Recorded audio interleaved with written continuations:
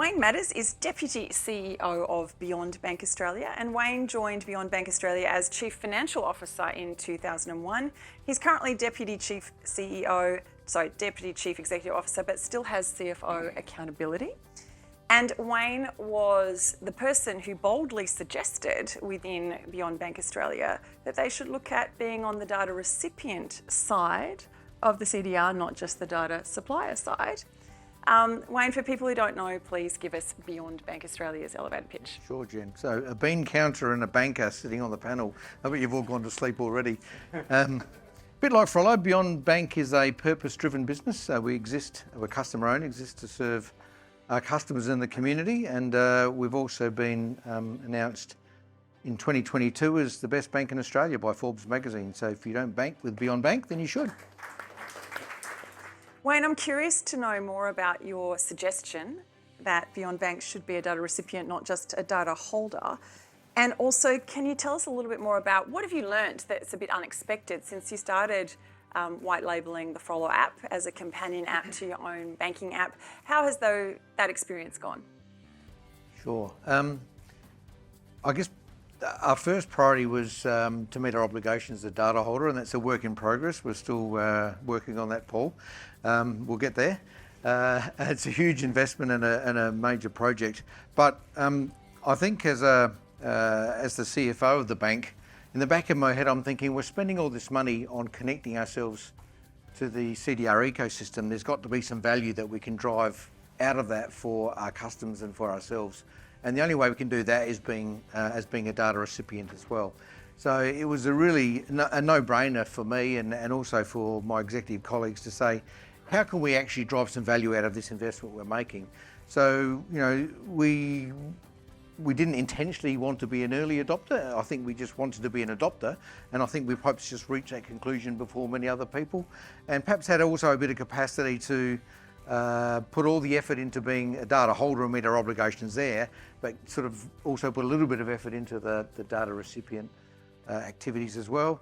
The work we're doing with Frollo is around helping our customers to have a better understanding of their own financial situation. So us helping them with their financial wellbeing, because we're customer owned and as I said, purpose driven, that's kind of the value for us.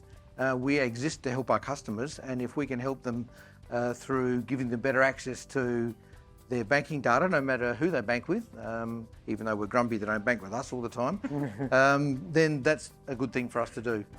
There's no money in that for us, but we're conscious that if we don't offer that to our customers, then someone else will.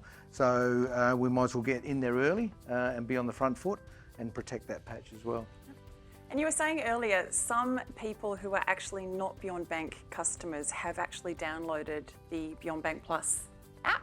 Yeah, so our personal financial management app is the Frollo app, which we've white labelled as Beyond Bank Plus. It's a companion app to our main banking app. It's on the App Store and anyone can download it.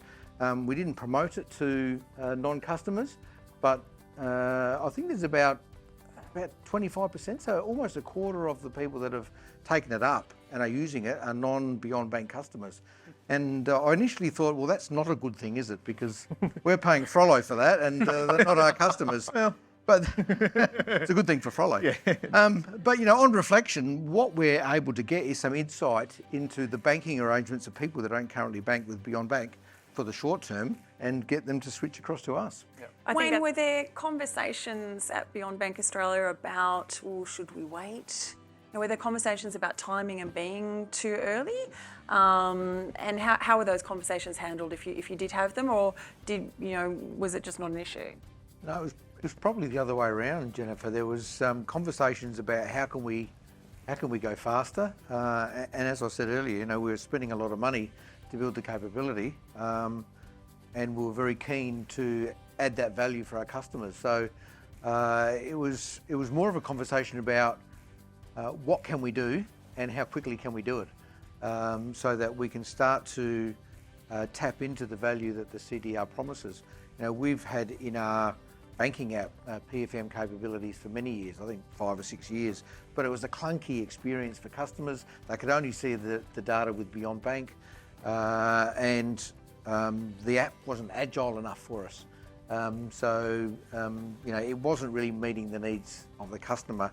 And so we saw an opportunity with CDR, and we actually did a small pilot with screen scraping, but for the same reasons Josh said, we were never very keen on screen scraping. And so we saw an opportunity with CDR to say, well, we can actually partner with someone, get a better experience for our customers, and they can see their banking arrangements with other banks, and also we get some insight into their arrangements with other banks as well. So, we were very keen to get in as soon as we could. So Wayne, you've spoken a little bit about the decision to become an ADR, and given your position as an ADI, you had an enhanced pathway to that. You were telling me a little bit earlier that it was literally emailing Paul Franklin or something and you were in? Is that what happened? No, we didn't email Paul about that one. So all the hard work was being an accredited data holder and meeting our obligations there. But because of that hard work, there's a streamlined process become a fully accredited data recipient. So it involved filling in an online form with the ACCC. Wasn't too cumbersome, talking to them about that we've got effectively met all the criteria, and we talked a little bit about what we were proposing to do as a data recipient. Pretty easy process. 6 weeks later, we got a communication from the ACCC to say that it's been approved, and good luck in driving value out of the data. So a pretty easy process. Good. So Wayne, can you tell us a little bit more about your decision to go with an end-to-end solution from Frollo, not just taking the raw data, but also looking at the enrichment and use case delivery? What was some of the thinking around going with that more fuller solution? Sure. We're not a very big bank. We're a very good bank. We're not a very big bank. And so, our focus, like most of our peers, was on investing in the data holder obligations and getting that right. And as I said, we wanted to not forget about the data recipient bit, but we work with partners for most of our technology needs, nearly all of our technology needs. So even the data holder work we're doing is with a technology partner. And so when we made the call that we wanted to also be a data recipient and ingest data, the first choice for us was to partner with someone. So we actually looked quite broadly around the market at who we might be able to partner with.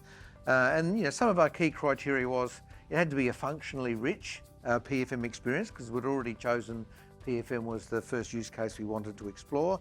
It had to be established and proven to be working. And ideally Australian-based, because being a local bank, Australian-based bank, we like to support Australian-based businesses. So Frollo ticked all those boxes for us, and we signed up with Frollo. And since we've signed up with Frollo, we've actually started working with NextGen on our new loan origination system quite fortuitously, because NextGen and Frollo are now working together very closely. And so by the way, we see our second use case being in the lending chain, which Simon's talked about at length. So we're seeing a really natural synergy now with 2 of our independent business partners who are now one, which is just brilliant. And with some use cases, I guess the consumers know they have to share their data. If I'm going for a mortgage, I have to share my financial data. I think personally I'd much rather share it through a consumer data right pathway than myself manually download my bank statements and then emailing them, for example, because it horrifies me how much data is still exchanged over email. If you've heard of something called business email compromise, you'll know why I'm so horrified. It seems to me utterly absurd that people will manually download an email rather than use a far more secure and less onerous method. That's the key challenge for the CDR is, to use the analogy we've been sort of running with, the tracks are built. We've now got a number of trains on the tracks, but we need to get the customers, the passengers in the train. And I think there are 2 things that we need to do to get to that. One is awareness, and awareness can only do so much. I think the other is compelling propositions for consumers, and the loan application process is one of those propositions. Because you're right, if someone turns up at their broker or at a bank and are asked to download statements and fill in forms or give us consent to access your data, they'll give their consent because it's going to save them a lot of time. That's the kind of proposition that we need to keep exploring.